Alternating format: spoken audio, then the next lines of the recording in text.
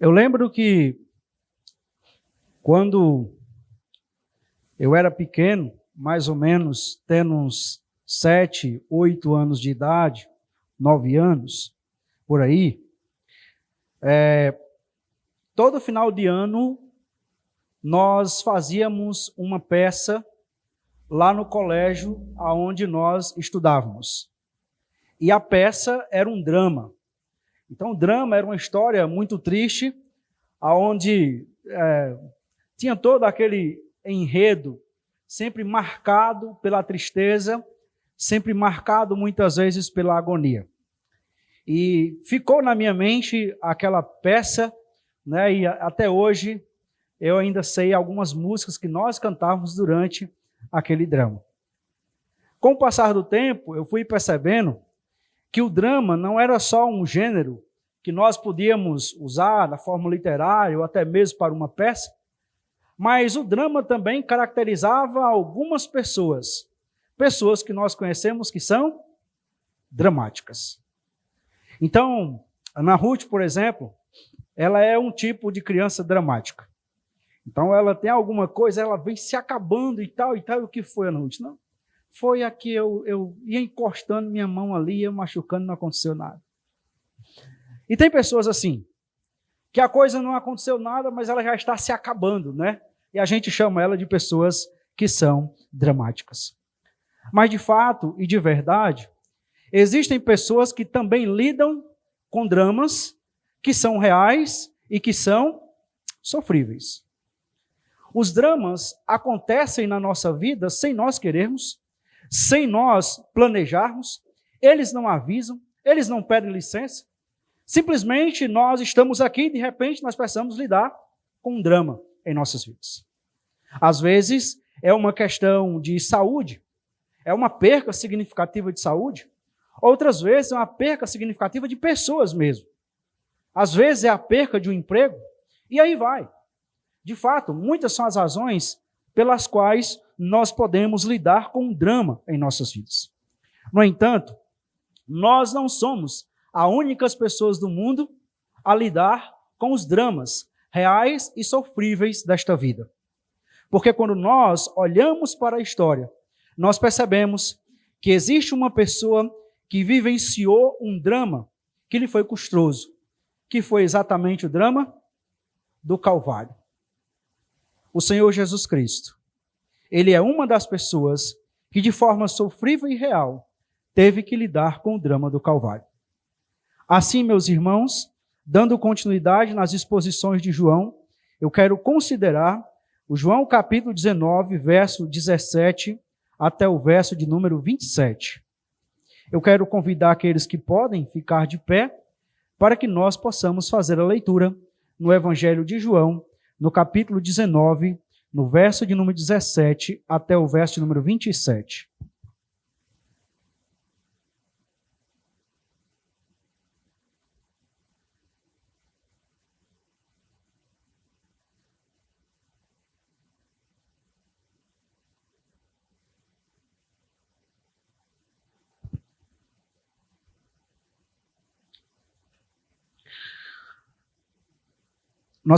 Nós consideraremos o texto 17 a 27, mas nós faremos a leitura do verso 1 até o verso 27.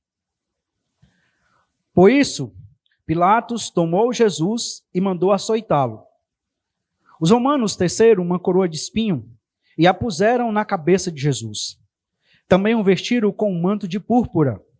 Chegavam-se a ele e diziam: Salve, rei dos judeus! E davam-lhe bofetadas.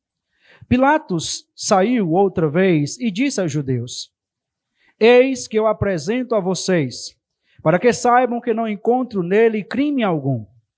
Então Jesus saiu, trazendo a coroa de espinhos e o manto de púrpura, e Pilatos lhes disse: Eis o homem. Quando viram Jesus, os principais sacerdotes e os seus guardas gritaram: Crucifique, crucifique! Pilatos repetiu: Levem-no daqui vocês mesmos e o crucifiquem, porque eu não encontro nele crime algum. Os judeus responderam: Temos uma lei, e segundo essa lei ele deve morrer porque se fez filho de Deus. Pilatos, ouvindo tal declaração, ficou ainda mais atemorizado. E entrando outra vez no pretório, perguntou a Jesus: de onde você é? Mas Jesus não lhe deu resposta. Então Pilatos o advertiu: você não me responde? Não sabe que tenho autoridade tanto para soltar você como para crucificá-lo? Jesus respondeu: o Senhor não teria nenhuma autoridade sobre mim, se de cima não lhe fosse dada. Por isso, quem me entregou ao Senhor tem maior pecado. A partir desse momento, Pilatos queria soltá-lo, mas os judeus gritavam: se você soltar esse homem, não é amigo de César. Todo o que se faz rei é contra César. Quando Pilatos ouviu essas palavras, trouxe Jesus para fora e sentou-se no tribunal, no lugar chamado Pavimento, em hebraico Gabatá. E era a preparação da Páscoa, por volta do meio-dia. E Pilatos disse aos judeus: eis aqui o rei de vocês. Eles, porém, clamavam: fora, fora, crucifiquem-o. Então Pilatos perguntou: devo crucificar o rei de vocês? Os principais sacerdotes responderam: não temos outro rei senão César. Então Pilatos entregou Jesus para ser crucificado e eles o levaram. Jesus, carregando ele mesmo a sua cruz, saiu para o lugar chamado Calvário, Gólgota em hebraico. Ali o crucificaram e com ele outros dois, um de cada lado, e Jesus no meio. Pilatos escreveu também um título e colocou no alto da cruz, e que estava escrito era: Jesus Nazareno, Rei dos Judeus. Muitos judeus leram esse título porque o lugar em que Jesus havia sido crucificado era perto da cidade, e estava escrito em hebraico, latim e grego. Os principais sacerdotes dos judeus disseram a Pilatos: não escreva Rei dos Judeus, e sim, ele disse: sou o Rei dos Judeus. Pilatos respondeu: o que escrevi, escrevi. Os soldados, pois, quando crucificaram Jesus, pegaram as roupas dele e dividiram em 4 partes, uma para cada soldado. E pegaram também a túnica. A túnica, porém, era sem costura, toda tecida de alto a baixo. Por isso os soldados disseram uns aos outros: não a rasguemos, mas vamos tirar sorte para ver quem ficará com ela. Isso aconteceu para que se cumprisse a escritura que diz: repartiram entre si as minhas roupas, e sobre a minha túnica lançaram sortes. E foi isso que os soldados fizeram. Junto à cruz estava a mãe de Jesus, a irmã dela, Maria, mulher de Clopas, e Maria Madalena. Vendo Jesus, a sua mãe, e junto dela o discípulo amado, disse: mulher, eis aí o teu filho. Depois disse ao discípulo: eis aí a tua mãe. Desta hora em diante, o discípulo a tomou para sua casa. Amém. Vamos orar. Ó Deus Todo-Poderoso, Criador do céu e da terra, Tu és o Deus incomparável, a quem nós nos prostramos, a quem nós adoramos, porque só o Senhor reina, só o Senhor é digno de toda adoração. Mas, ó Deus, nós somos pecadores, e nos achegamos diante de Ti, não pelos nossos méritos, mas pelos méritos de Cristo Jesus. Nós queremos, ó Pai, em nome de Jesus, pedir a Tua graça nesse momento, em que nós mais uma vez abrimos a Tua palavra, em que nós mais uma vez lemos a Tua palavra. Que o Senhor, ó Deus, abra os nossos corações para compreendê-la. Que o Senhor nos ajude, ó Deus, a considerá-la de forma real e vívida como ela é. E que a Tua palavra, que é o poder, o Teu poder para a salvação, a Tua palavra, que é uma espada de 2 gumes, possa penetrar em nossos corações, quebrando, ó Deus, nossos corações, e fazendo com que eles a recebam com alegria, ó Deus, nesta noite. Que o Senhor repreenda Satanás, que de forma astuta e sempre vil, quer conduzir os nossos corações a se fechar para a Tua palavra. Que o Senhor, ó Deus, dissipe todo o poder das trevas nesse momento. E que o Senhor nos conceda a graça de sair daqui edificados, compreendendo, entendendo a Tua palavra, e, ó Deus, crendo mais ainda em Cristo Jesus. Pois é em nome dele que nós oramos. Amém. Podeis assentar, meus irmãos.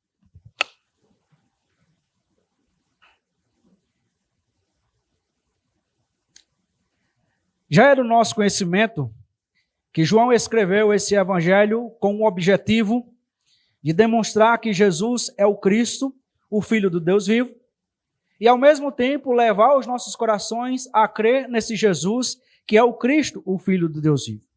Para alcançar esse objetivo, então, João, ele busca mostrar acontecimentos que cumprem as Escrituras do Antigo Testamento. De modo que você vai encontrar em João, por diversas vezes, a expressão, isto aconteceu para que se cumprisse as Escrituras. É exatamente esta ideia que nós encontramos aqui no capítulo 19, no verso de número 17 em diante. Na verdade, o parágrafo todo que nós deveríamos considerar seria o verso 17 até o verso número 42, porque ele forma uma seção só. Mas, para que nós tivéssemos mais proveito, e também para que não ficasse muito extenso, eu resolvi, então, fazer uma quebra nesse parágrafo no verso 27. Mas eu quero chamar a sua atenção para toda essa porção, porque é dela onde nós percebemos este objetivo e essa ideia central de João. Veja, por exemplo, o verso de número 24. Aí no verso número 24, nós encontramos: por isso os soldados disseram uns aos outros: não rasguemos suas vestes, mas vamos tirar sorte para ver quem ficará com ela. Isto aconteceu para que se cumprisse as Escrituras. Verso de número 28. Depois, vendo Jesus que tudo já estava consumado, para que se cumprisse a Escritura, disse: tenho sede. Verso de número 36. E isto aconteceu para que se cumprisse a Escritura. De modo que quando nós olhamos para o drama do Calvário, nós perceberemos que o drama do Calvário é o cumprimento das Escrituras. Quando João está descrevendo esta cena, e os irmãos percebam que João, ele destoa dos evangelhos sinópticos em alguns detalhes, ele está querendo nos conduzir para o fato de que, olha, o que está acontecendo aqui não é só mais um criminoso que está sendo condenado, não é só mais um que está sendo crucificado, mas quem está aqui é aquele que o Antigo Testamento já havia, então, anunciado. Esse drama, que já foi anunciado pelas Escrituras, ele já vem em desenvolvimento. Desde o verso de número 19, do capítulo 19, que nós encontramos João descrevendo que Jesus é entregue aos seus acusadores e de que, então, eles conduz até ao Calvário. Agora, esse drama que está acontecendo, ele é descrito para nós e nós podemos destacar algumas marcas, algumas características deste drama desenvolvido no Calvário e que é o cumprimento das Escrituras. Então vejamos o verso de número 17 e verso número 18.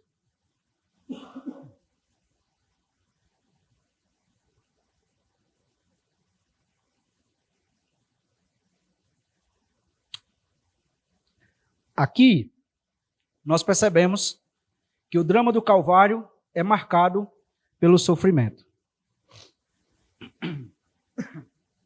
Jesus, carregando ele mesmo a sua cruz, saiu para o lugar chamado Calvário, Gólgota em hebraico. Ali o crucificaram, e com ele outros dois, um de cada lado, e Jesus no meio. Aqui, meus irmãos, nós temos a descrição muito rápida que João faz da crucificação de Jesus. E é desta ideia da crucificação que eu destaco, então, este sofrimento. O sofrimento de Jesus não começa exatamente aqui, muito embora a crucificação em si seja um sofrimento terrível, como nós veremos. Mas o sofrimento de Jesus começa já desde a noite anterior. Lembre que Jesus é preso, antes de ser julgado, é esbofeteado, recebe uma coroa de espinhos, depois é chicoteado por Pilatos com chicotes terríveis que muitos dos criminosos nem aguentavam, né, as sessões de tortura que era aquilo dali. E ele já vem caminhando durante todo esse tempo, até chegar esse momento. Mas esse sofrimento que já vem sendo agônico desde a noite anterior, ele toma cores agora quando Jesus então toma essa cruz.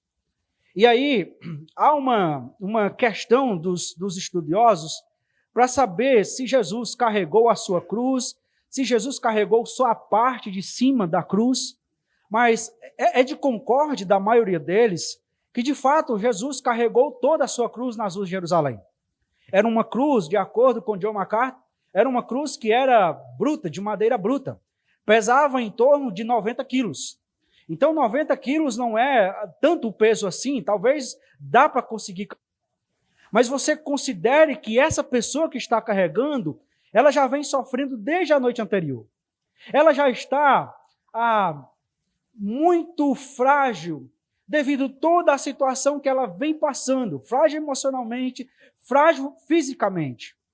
Tanto é que os evangelhos sinópticos nos mostram que Jesus não consegue carregar essa cruz, sendo precisa a ajuda de Simão Cirineu.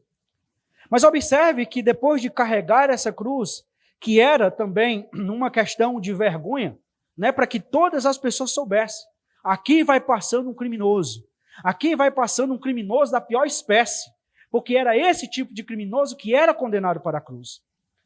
Ele ainda é crucificado quando ele chega num lugar chamado Calvário ou Gólgota.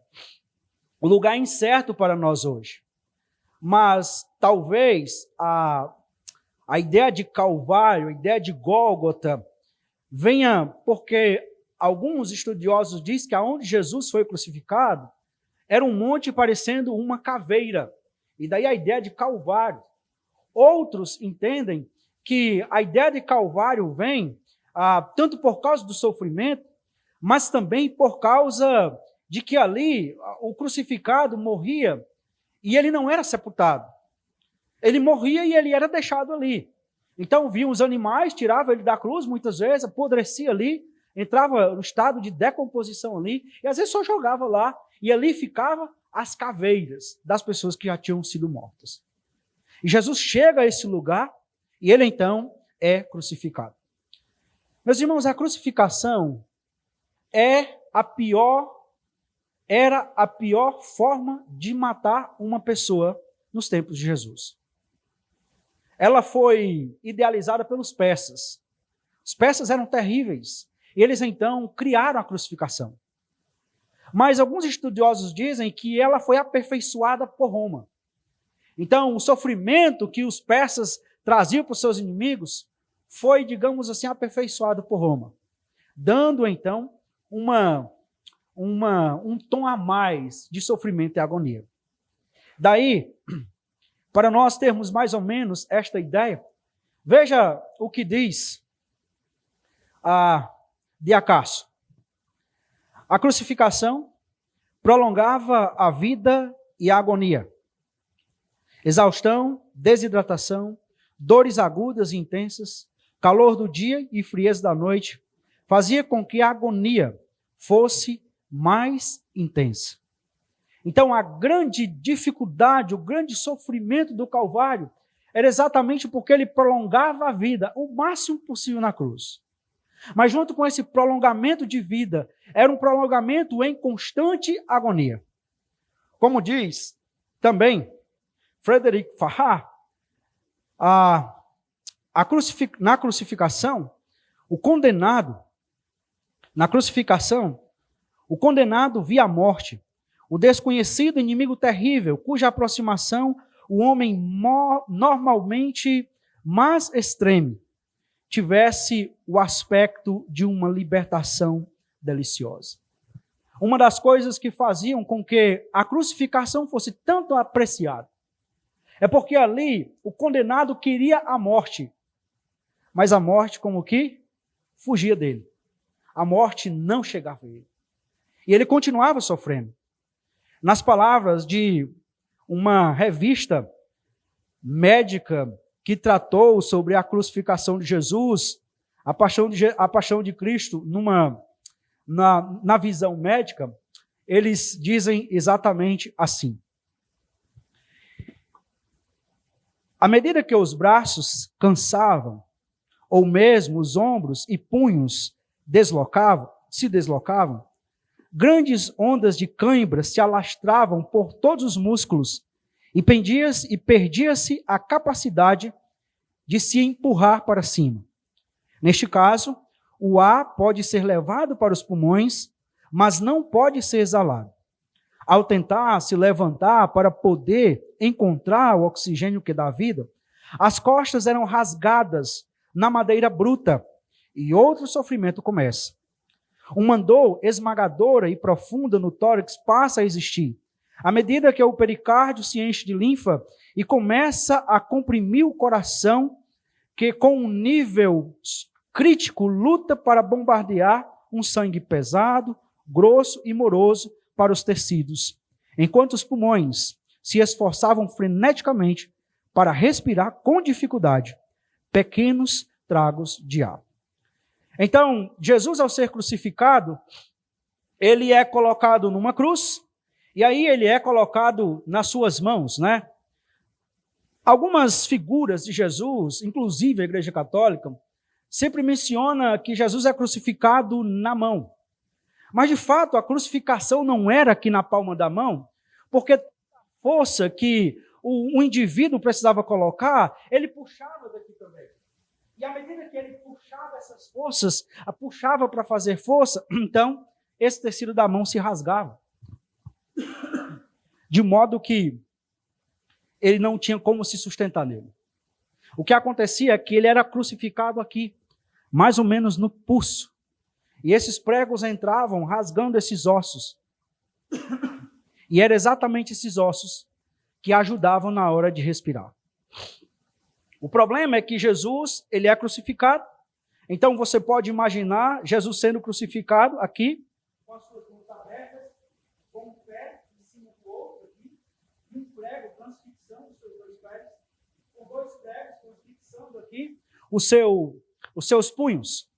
E ele tinha ainda, com todo o seu peso jogado aqui para a cruz, então ele precisava fazer força nos seus pés e juntamente com os seus punhos, para fazer esse movimento aqui. E assim poder respirar e soltar o ar. O problema é que Jesus já está a situação de Jesus já está muito crítica fisicamente. Ele já tem pouca força para fazer todo esse esforço. Além disso, com todo o peso que ele sustentava aqui do seu tórax, que ele sustentava aqui pelos seus braços, então acontecia que os seus ombros poderiam se deslocar, por ele sair do lugar, devido ao peso que estava tendo, devido ao esforço que estava tendo. E assim, o tempo ia passando. E nós veremos, próxima oportunidade, que os romanos ainda davam uma mistura, né? Para prolongar mais ainda a dor. Eles davam um produto para evitar que você perdesse a consciência. Porque o que fazia a crucificação valer a pena era exatamente você ver o indivíduo consciente, sofrendo, clamando pela morte, mas sem a morte chegar. Essa crucificação, ela era acompanhada do sofrimento do dia, com um calor intenso. Era uma crucificação acompanhada de uma frieza à noite. Se durante o dia você tem uma temperatura que chega a 50 graus ou mais, à noite você tem uma temperatura de menos 1, talvez de 1 ou 2 graus ali. Então você tem uma situação muito difícil para o prisioneiro, para o condenado ali. E às vezes nós olhamos para a crucificação, especialmente nós olhamos para aquelas imagens de Jesus crucificado na cruz, e parece que ele está tão bem ajeitadinho, parece que ele está tão bem arrumadinho, solta uma gota de sangue ou outra, só naquelas juntas mesmo. Mas a realidade não foi isso. A realidade é que a crucificação foi terrível. Talvez, dos filmes que nós temos disponíveis, o que mais se aproxima da realidade da crucificação seja a Paixão de Cristo de Mel Gibson. Muito embora eu acho que ele exagerou demais ali em alguns aspectos. Mas, em termos de realidade, é o que mais se aproxima. Então, você tem uma pessoa aqui que está sofrendo agonicamente. Você tem uma pessoa aqui que está sofrendo ali não só essa dor da crucificação, que está sofrendo não só a dor física da crucificação, que está vendo o seu sangue se esvaindo, saindo, que está vendo os seus inimigos zombando dele, mas uma pessoa que está sofrendo porque ali no Calvário ele se viu sozinho, pois foi ali no Calvário que Jesus passou também pelo sofrimento de não ter o seu Pai ali. Foi o próprio Jesus quem disse: meu Deus, por que me desamparastes? É ali no Calvário, depois de uma união eterna, depois de uma comunhão eterna, de um amor eterno, que nós encontramos Pai e Filho, que é dito por Jesus: eu e o Pai somos um. Mas é ali no Calvário que Jesus precisa experimentar a realidade de que agora ele não é mais um com o Pai, de que o Pai não está mais ali, de que ele, por causa dos meus pecados, dos seus pecados, ele saiu da presença do Pai, de que agora ele sofre a ira do Pai, de que agora ele tem que beber o cálice que ele veio ao mundo para beber. O sofrimento de Jesus é físico, é emocional, mas é um sofrimento também espiritual. Um sofrimento que nenhum de nós, por mais que nós lidemos com um sofrimento mais terrível, mas nenhum de nós podemos nos comparar. Porque ainda que nós lidássemos com crucificação nos mesmos aspectos de Jesus, nos mesmos, mas ali nós teríamos uma certeza. Ali nós não teríamos o abandono do Pai. Porque Jesus diz: eis que estou convosco todos os dias até a consumação dos séculos. Emocionalmente, fisicamente, nós possamos até passar por dramas que produzem sofrimentos. Mas espiritualmente, nós temos a garantia de que esse Jesus está sempre conosco, de que Ele está ali, de que o sofrimento de estar longe da presença do Pai já foi pago, já foi resolvido. E é por isso que nós podemos então nos alegrar no Senhor. A crucificação ou o drama do Calvário tem como a primeira marca o sofrimento, mas ainda tem uma segunda marca, e esta eu diria que é a ironia. O texto nos diz que Pilatos, então, verso 19, escreveu também um título e colocou no alto da cruz, que estava escrito: Jesus Nazareno, Rei dos Judeus. A ironia é muito utilizada por João no seu evangelho. Aqui, eu não acredito que João esteja usando dessa ironia, mas eu destaco o aspecto da ironia aqui na seguinte ideia. Veja bem, Jesus está sendo crucificado, e a ironia está no fato de que a acusação que conduz Jesus à crucificação, ela é uma acusação que corresponde à verdade. Ele, de fato, é o Rei dos Judeus. Mas, meus irmãos, é interessante como nós percebermos de que esta inscrição aponta para a verdade sobre Jesus. Mas não é suficiente só João ter descrito os sinais. Não é suficiente só João ter observado e ter descrito os sermões de Jesus. Mas ainda na cruz, para que cada pessoa que passasse ali, para que cada um que olhasse para a cruz, ali está escrito: este homem é o Rei dos Judeus. A verdade está escancarada. Essa inscrição na cruz é também uma pregação. Esse que está aí é o Rei dos Judeus. Esse que está aí é o Messias. Esse que está aí é o Cristo. A inscrição na cruz, ela é rejeitada pelos judeus. E aqui eu chamo a sua atenção, meus irmãos, para algo que é terrível, que é a cegueira. A cegueira que o ódio produz. A cegueira que uma ideologia produz. Nós temos os judeus aqui, a razão deles entregar Jesus para ser crucificado é o ódio deles por Jesus. Não tem outra explicação. Eles têm inveja de Jesus. Eles não têm eles não têm o respeito que Jesus tem, eles não têm a conduta que Jesus tem. Então eles começam a criar histórias, começam a criar fatos. Aliás, começam a criar fake news, né? Não existia na época, mas começam a criar mentira para acusar Jesus, para demonstrar que Jesus era culpado, sim. Mas na raiz do seu coração, o que existia era ódio contra Jesus. O que existia era inveja contra Jesus. E note que esse ódio cega a tal ponto que nós temos aqui agora, mais uma vez, Roma reconhecendo, ele é o rei dos judeus. Nós temos mais uma vez aqui, chegando para Pilatos, nós não aceitamos isso. Não, o que eu escrevi está escrito. O que eu escrevi está escrito. É interessante que, apesar disso, você encontra os judeus ainda cegos. Cegos. E cegos. Porque, meus irmãos, para aqueles que estão cegos pelo ódio, não importa as evidências. Não importa. Você pode morrer de dar evidências. E eles vão morrer crendo na sua ideologia, no seu conceito, na sua verdade, em detrimento aos fatos que se estão. Então note que nós temos essa ironia que marca, então, o drama do Calvário. Mas para além disso, o drama do Calvário é marcado também pela humilhação. Verso de número 23, em seguida.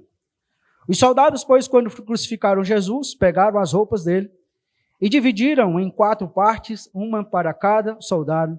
E pegaram também a túnica, porém, era sem costura, toda tecida de alto a baixo.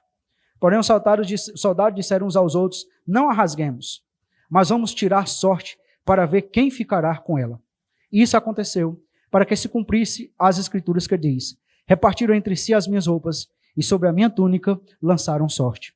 E foi isso que os soldados fizeram. Então nós temos aqui a humilhação. A humilhação começa no cortejo, na saída do pretório até o Calvário. Então você tem um criminoso que é passado pelas ruas, então vai passando pelas ruas todo mundo, seja de Jerusalém, seja de fora de Jerusalém, está vendo que esse daí está sendo levado para ser crucificado. E não importa qual é a acusação que está sendo dada, qual é a acusação que está sendo utilizada.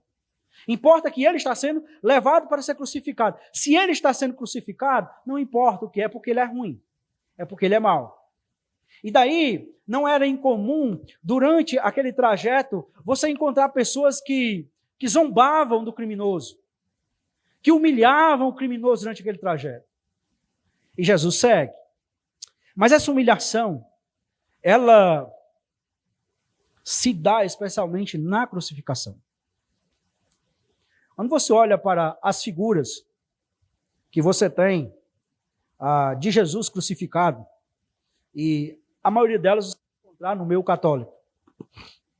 Então você vai ver Jesus crucificado com a tanguinha, cobrindo as partes íntimas dele. Não é verdade? Uma das marcas da crucificação é que ela expunha a vergonha do crucificado. E expor a vergonha do crucificado é ele ficar ali na cruz despido, nu. A Igreja Católica botou aquela tanguinha para não escandalizar, né? Mas a realidade correspondia que o indivíduo, antes de ser crucificado, ele era despido e as suas roupas eram por direito dos soldados que estavam crucificando ele. Então Jesus está ali na cruz, exposto à vergonha. Esta humilhação, ela contribui para o cumprimento das Escrituras.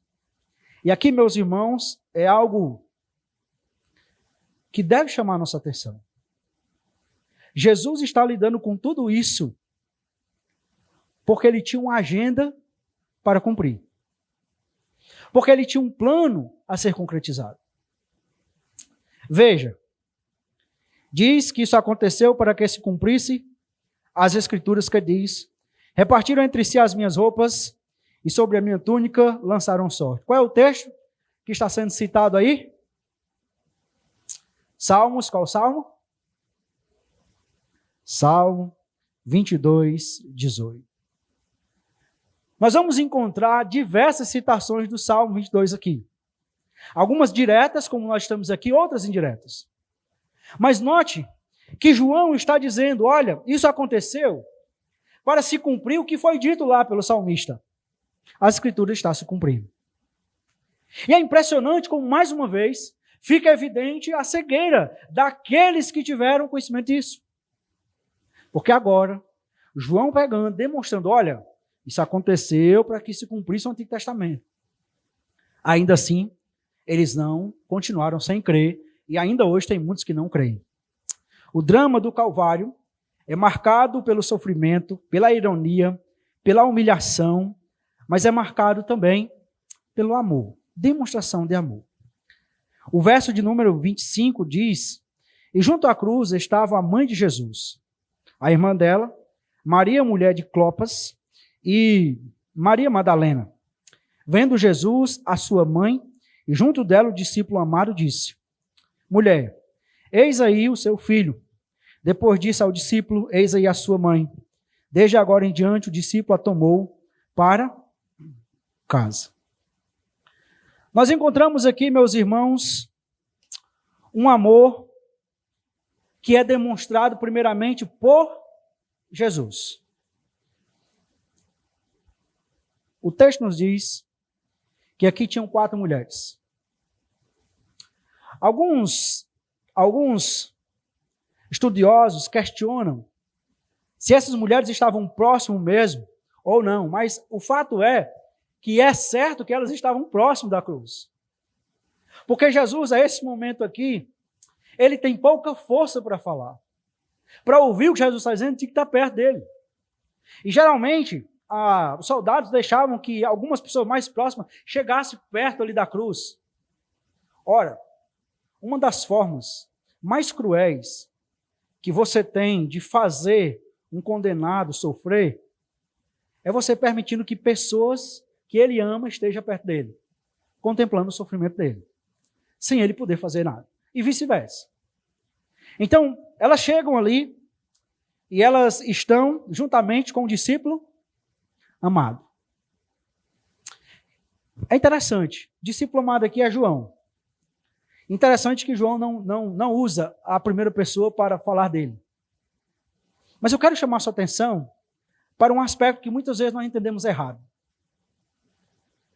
Algumas pessoas dizem que o nosso relacionamento com as pessoas tem que ser sem acepção de pessoas.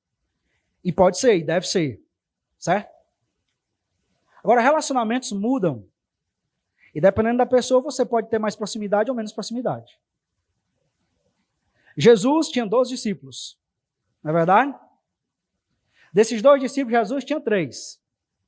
Que nos momentos mais nevrálgicos do seu ministério, momentos mais de felicidade, eles estavam lá. Não é verdade que aconteceu isso lá na Transfiguração? Lá no Getsemane? E desses 3, Jesus tinha um, que era o discípulo amado. Então, dos 12, Jesus tem um relacionamento com os 12, trata igualmente os 12, mas aí tinha momentos que ele era mais achegado com os 3, e desses 3 ele tinha um, que era o discípulo amado, que é João. Você tem esse discípulo amado agora, demonstrando amor por Jesus. Diferentemente de Pedro, ele se identifica então com o sofrimento do seu mestre. Assim como, diferente de Pedro, ele está junto do seu mestre quando a coisa está apertando, quando a coisa está difícil, ele está lá. Aonde é que está Pedro? Aonde é que está Mateus? Aonde é que estão os outros discípulos? Nenhum está lá, mas João está. Mas para além desse amor demonstrado por Jesus, nós temos o amor demonstrado por Jesus em meio ao sofrimento. E esse amor tem um alvo, que é exatamente a sua mãe. Mas antes disso, nós podemos recordar do que diz os próprios sinópticos, pegando exatamente essas mesmas mulheres que estão aqui. Elas acompanham Jesus, e então no meio do caminho da crucificação, elas choram, lamentam, e Jesus vai lá e para e consola elas. Os filhos de Jerusalém, não chorem por mim, chorem por vós e vossos filhos. Agora Jesus está aqui, mais uma vez, trazendo uma palavra de amor, de cuidado, de uma palavra de conforto agora para sua mãe. Ele então se direciona e diz: mulher, eis aí eis aí o teu filho. E disse ao discípulo: eis aí a tua mãe. É interessante quando nós passamos para olhar para os evangelhos, porque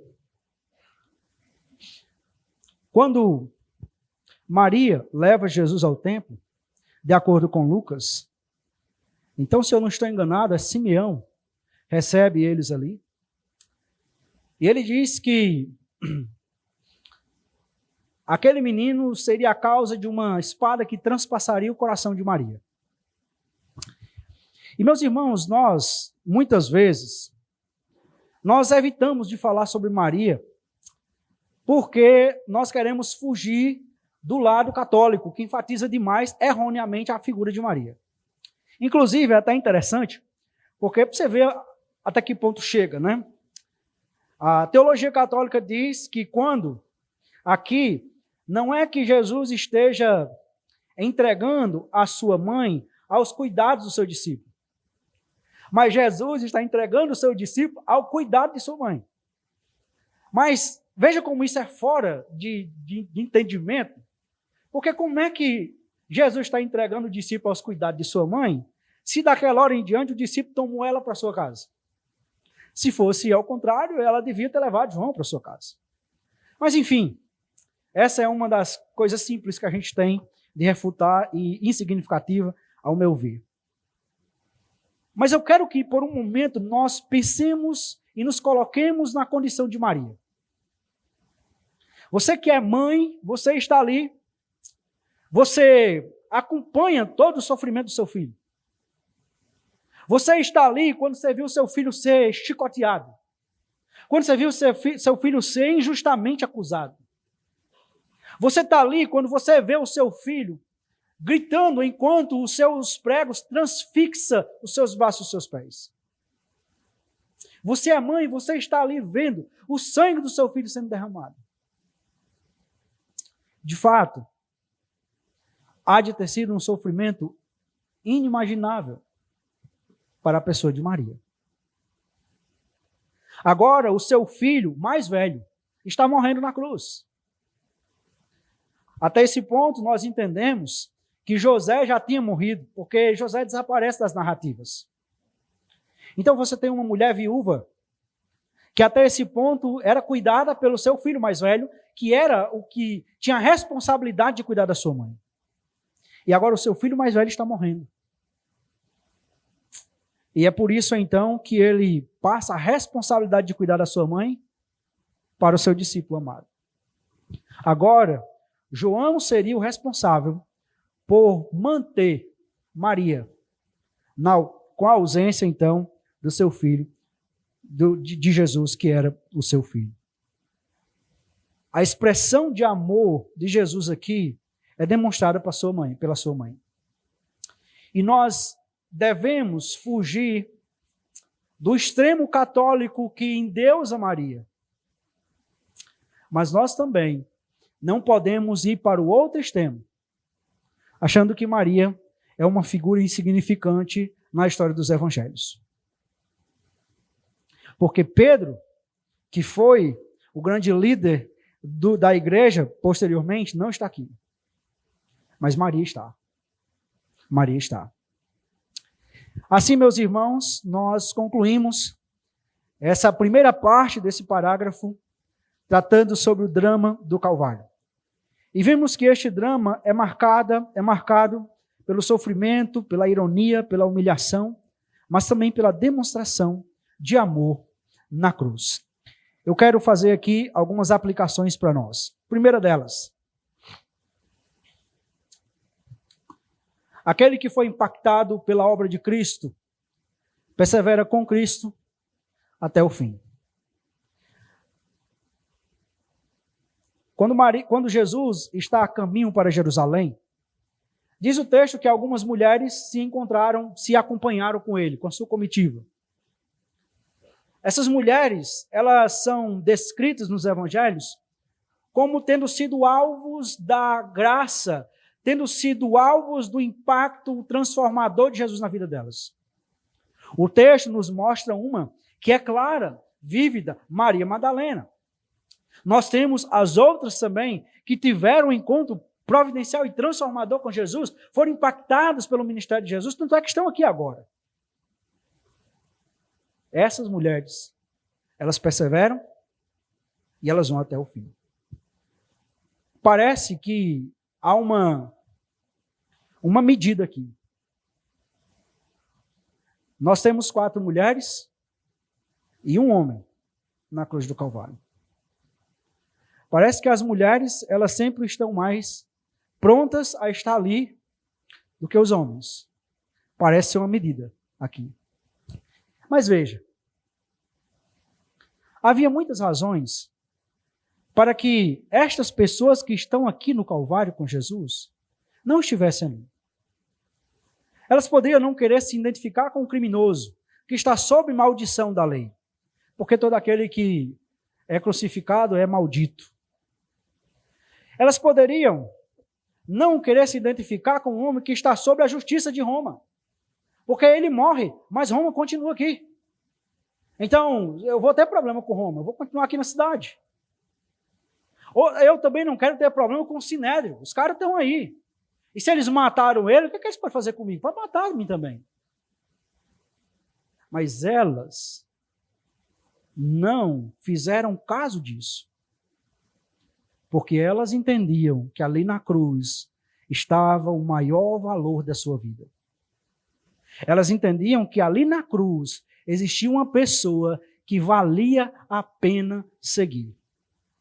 E por isso elas perseveram e elas perseveram até o fim.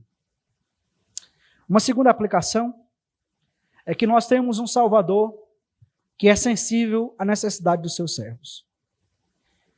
O texto diz que Jesus, mesmo na cruz, ele demonstra tamanha sensibilidade com a sua mãe, mas no percurso da cruz ele demonstra sensibilidade com as pessoas que estão lhe seguindo.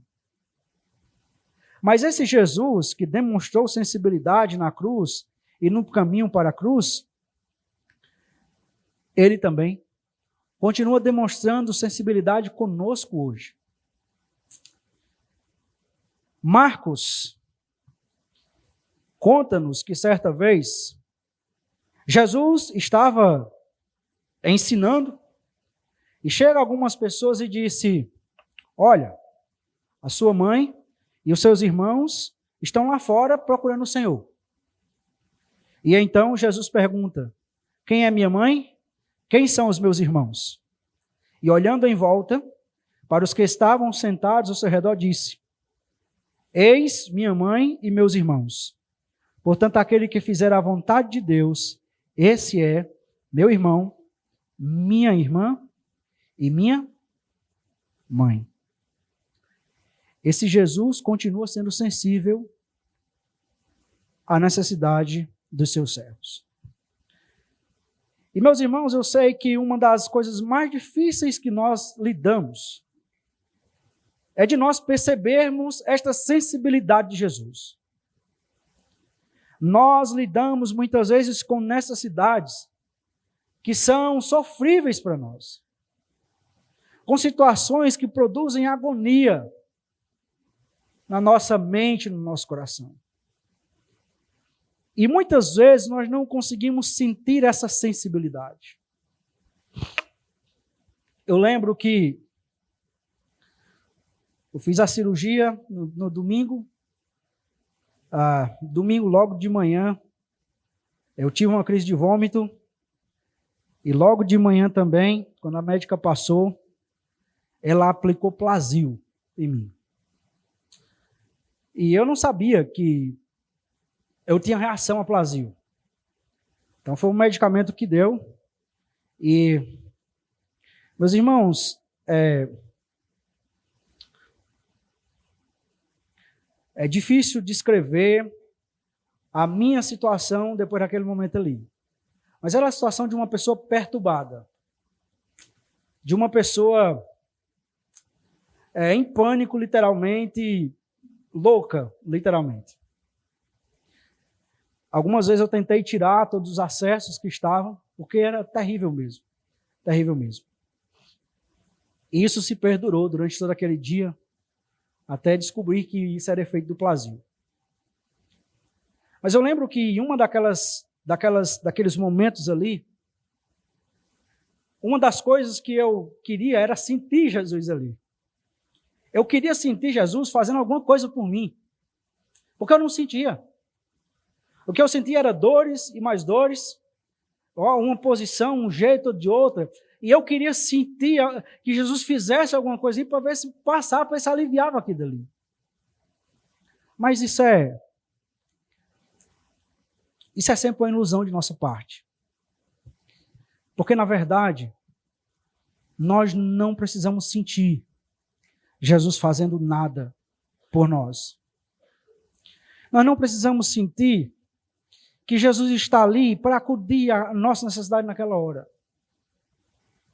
O que nós precisamos é saber de que Jesus está ali. E eu lhe digo que talvez essa seja uma das maiores dificuldades que tem. É nós entender isso. E nós crermos que apesar da necessidade, que vai se tornando cada vez mais agônica, que vai se tornando cada vez mais difícil, Jesus está ali. É difícil nós, muitas vezes, entender por que Jesus está ali e ele está dormindo no barco, quando a onda está aumentando, quando os ventos estão aumentando. E muitas vezes nós somos levados ao desespero. Em alguns momentos naquele dia e naquela noite, eu fui levado ao desespero. Porque há uma tensão entre você saber que é isso e você se apropriar disso. Talvez essa seja a maior dificuldade. Mas, meus irmãos, Deus, Ele vai nos dando a capacidade de perceber de que por mais que as ondas estejam bravias, mas o Senhor está ali. O Senhor está ali.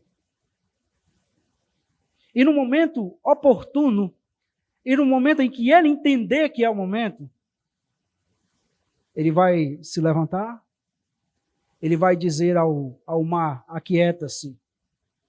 E o mar vai se aquietar.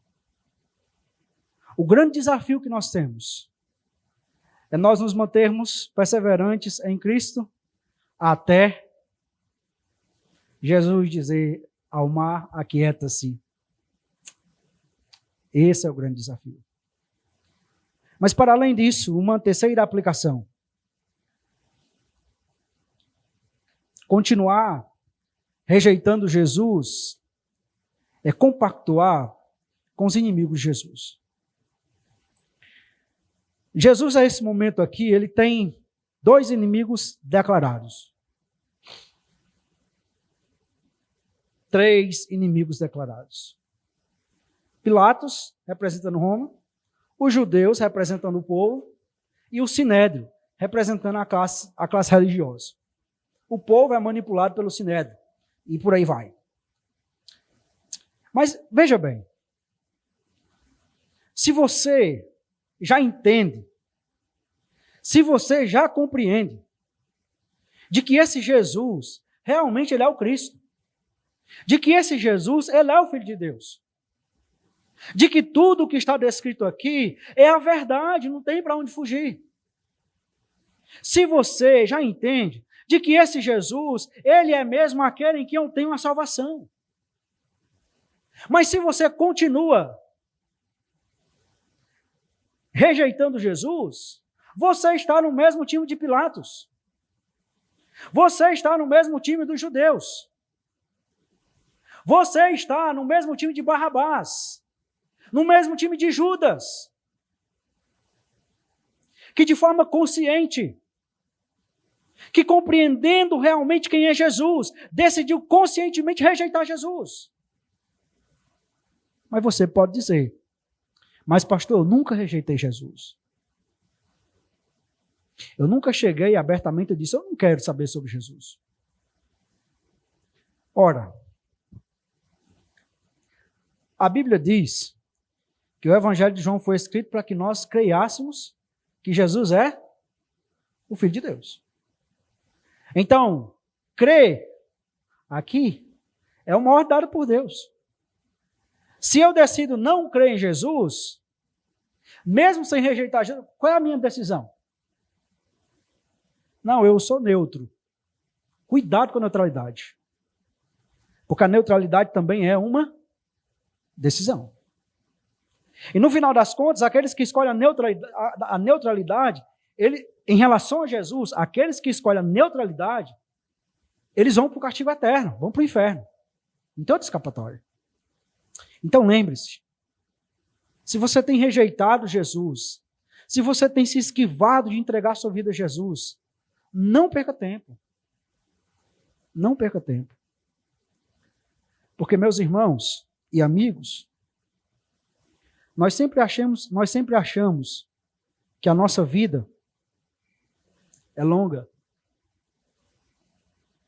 Nós sempre achamos que nós temos muito tempo. Até que um dia, você é levado para um hospital, sentindo uma dor, faz uma cirurgia e após a cirurgia, você vem a óbito. Como aconteceu com a senhora nova, esse final de semana, aqui do nosso bairro. Nós precisamos lembrar que a nossa vida, ela é passageira. E muito mais passageira do que aquilo que nós imaginamos. De que a nossa vida, ela é descrita como uma neve, como uma neblina. Ela está aqui e se dissipa, vai embora, se acaba.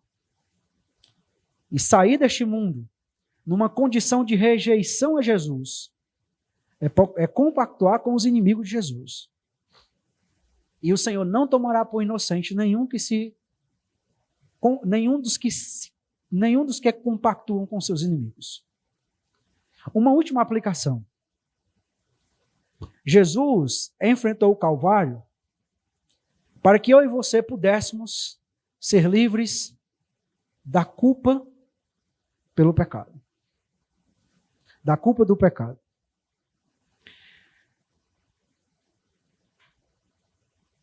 Esse ano eu preguei numa conferência que o título era Por que Jesus não desceu da cruz?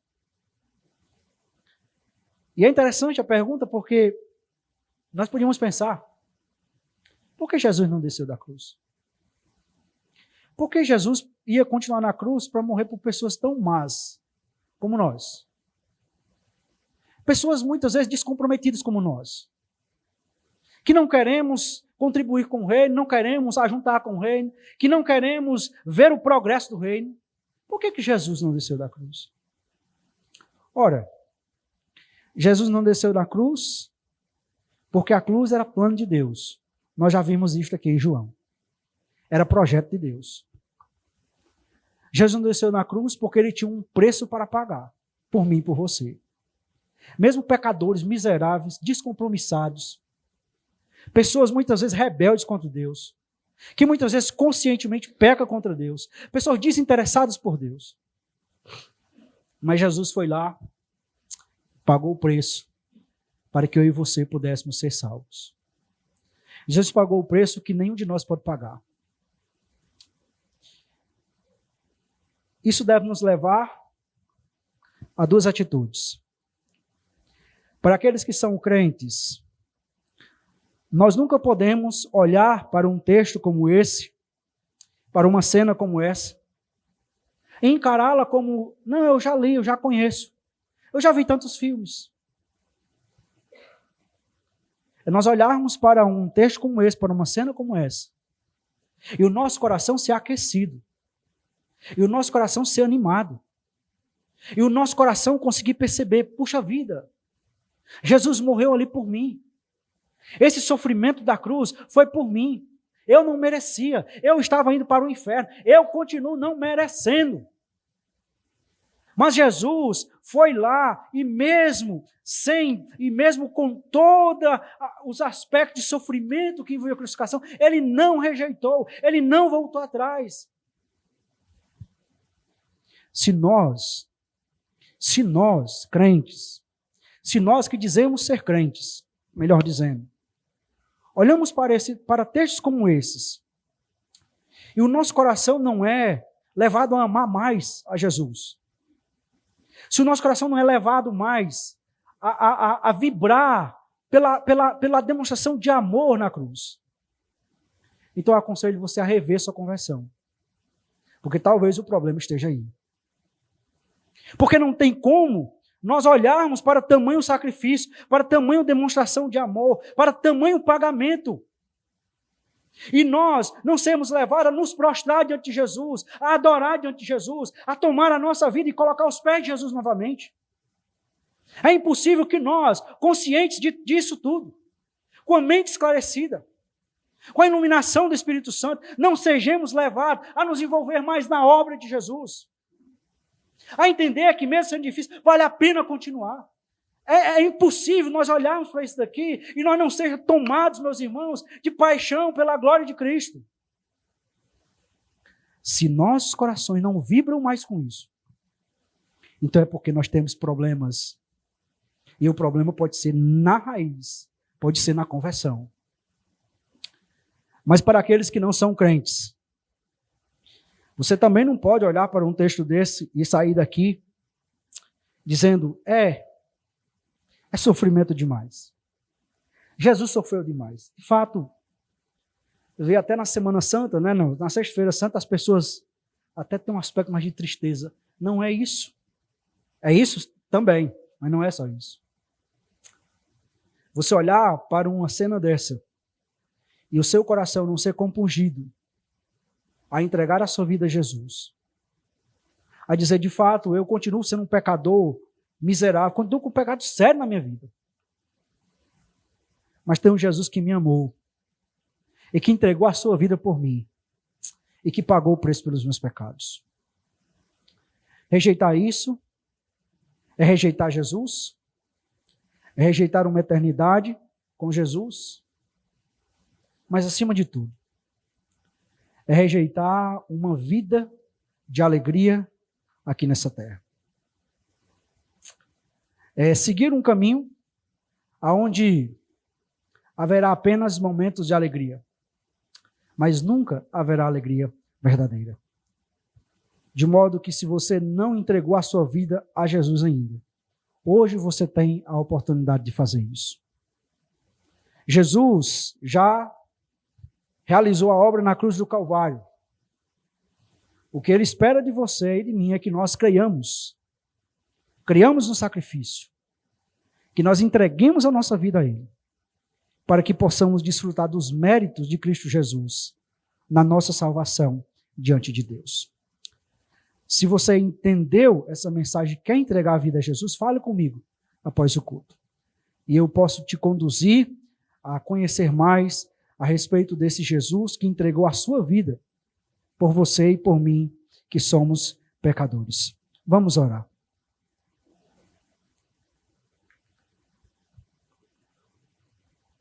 Pai nosso que estais no céu, Tu és o único Deus incomparável, Tu és o único Deus inigualável, Tu és o único Deus capaz de fazer transformações que nenhum ser humano pode.